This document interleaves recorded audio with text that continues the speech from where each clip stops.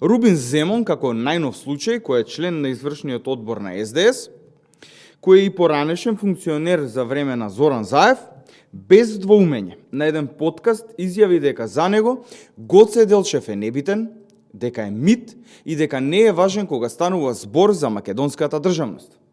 Да повториме. Еден од темелите на македонската државност, Гоце Делчев, за другарот на Филипче, е мит. Венко Филипче ниту се огради, ниту пак се изјасни за оваа изјава на Рубин Земон. Затоа што од друга страна, тој самиот јавно изјави дека е подготвен да потпише уставни измени, веднаш, без услови и без никакви гаранции дека тоа би била последната пречка за Македонија при евроинтегративниот процес. Венко Филипче, кој сам се прогласува како проевропски настроен лидер на партија во опозиција во земјава, ги спинуваше изјавите на европратеникот и известувач за Македонија во Европскиот парламент, господинот Томас Вајц.